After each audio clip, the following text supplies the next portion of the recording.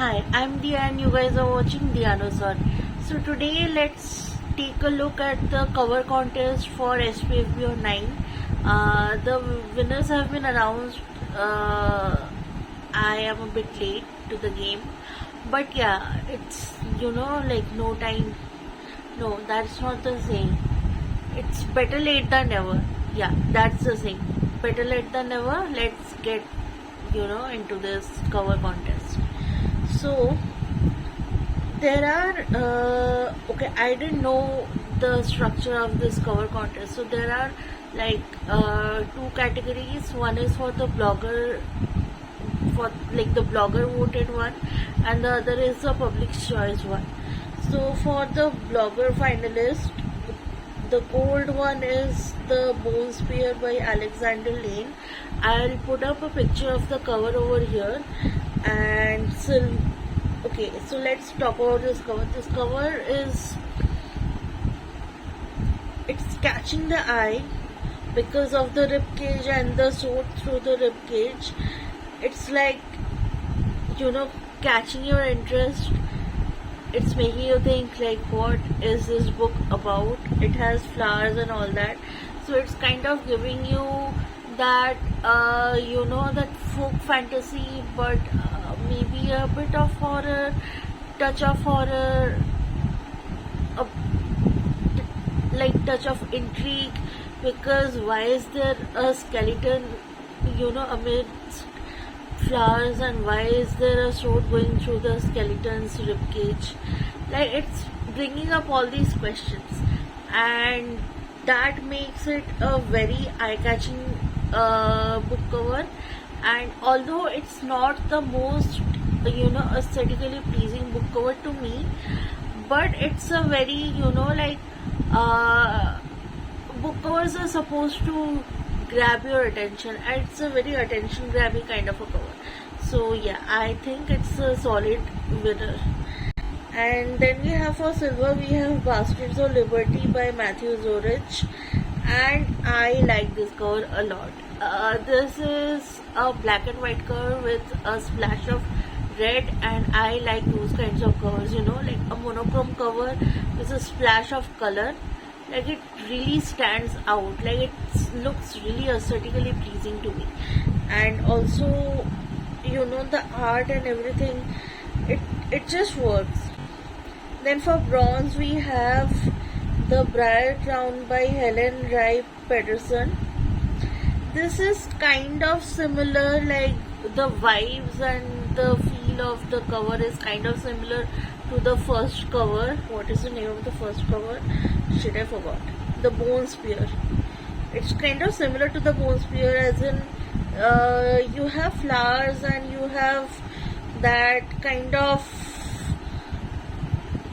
a morbid kind of a feeling. Like, it's not happy flowers.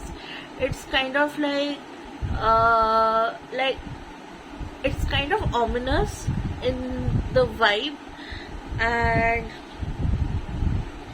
yeah, it's a nice cover, but it's not exactly giving me, like, it's not telling me much, it's not pulling me in.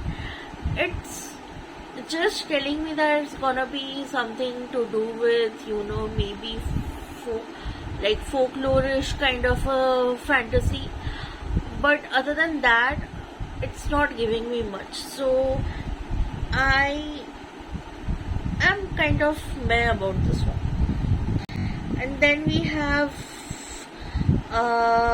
with 3 votes, we have The Dream of Dead City, and a lot of honorable mentions.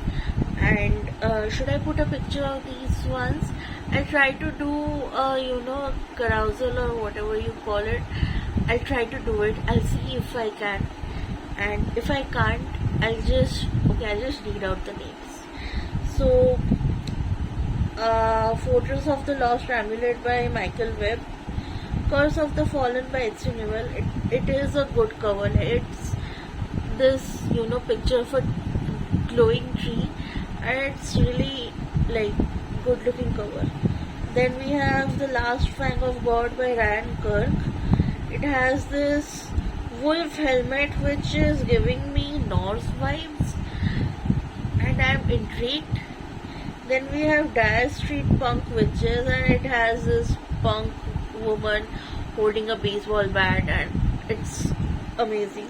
Then we have Seeds of War by Joao F. Silva, and I'm so happy to see this cover over here because if you guys don't know, there was some problem with the cover, like during release. The older covers, there was some problem with copyright or something. Like there was some problem which Joao had to go through while releasing the book, and I'm so happy that this cover is working out, and not only working out, it's working out so beautifully. And this is a good cover. It's a very good cover. Like it has this that smoke like thing that is very intriguing, and that is, from what I've heard, is very relevant to the plot. So yeah. And then we have River in the Galaxy by Natalie Kelder. This is also a nice. And next we have The Price of Power, The Fear of the Montcroya. Anyway, Fey Gods. Fey Gods is a nice cover, but there is another book that has a very similar cover to this one. Then we have The Sword of Mercy and Wrath, Beta, Kill Your Darlings, and Candle Children. Candle Children, yeah. So Candle Children, that cover and the name caught my eye while I was going through the books earlier. So Candle Children, it had grabbed my attention when I was going through the books, and I will definitely look it up. And now we come to the public vote. So public vote, the winner is Legacy of the Vermilion Blade by J. Tolskol. And this cover, it's this tree with beautiful, the roots are kind of like entwined and forming a beautiful pattern with red leaves on top, and it's a beautiful cover. It's aesthetically pleasing, but unlike the, what was the name? Let me check. The Bone Spear. I was thinking Blade Spear. Anyway, but unlike the Bone Spear, it's not giving me much. Like, it's giving me that it's gonna be some kind of an intricate tale about this man who is sitting underneath the tree, and there might be a tree that is important to the plot or something. I'm a mess today. Like, my eyes are watering, my throat is scratchy, and I'm feeling like coughing all the time. I'm just not in a good place. So anyway, so Vermilion Blade, it's a beautiful cover, but it's not giving me much about the story. Like, it's not making me feel okay. Like, to be honest, I would pick it up in a bookstore if I saw this one, because I am so greedy about these kind of beautiful, intricate looking covers that I totally cover by. Like, I totally do. So yeah, for silver we have Seeds of War, which I am very happy to see, and let's see what the cover is like. So the cover, there's a man, and he is manipulating smoke with his one hand, and it's forming, like, it's this beautiful cover. I really like this cover.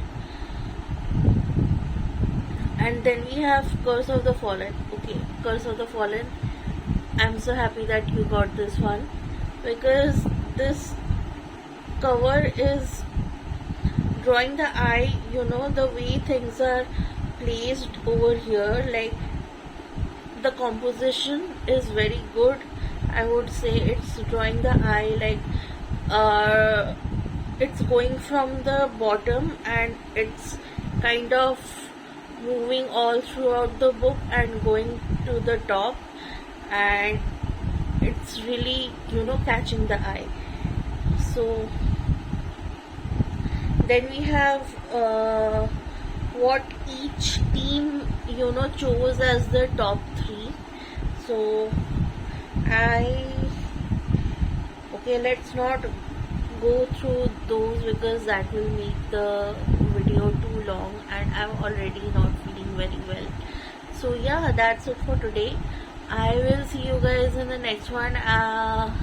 In the next one, I will probably talk about all the books that have caught my eye while I was going through all the books, and I'm gonna talk about the ones which were not on my radar. Like, there are a lot of books, like around 10 to 12 books that have been on my radar for a while, not for a while, since last year, and I have been meaning to read them, but I haven't gotten time to read them. So the ones I'm gonna talk about, these are the ones that I came across for the first time while researching for videos. So these are the ones that I came across while I was doing the SPFBO videos, and yeah, I'll see you guys in the next one. So bye.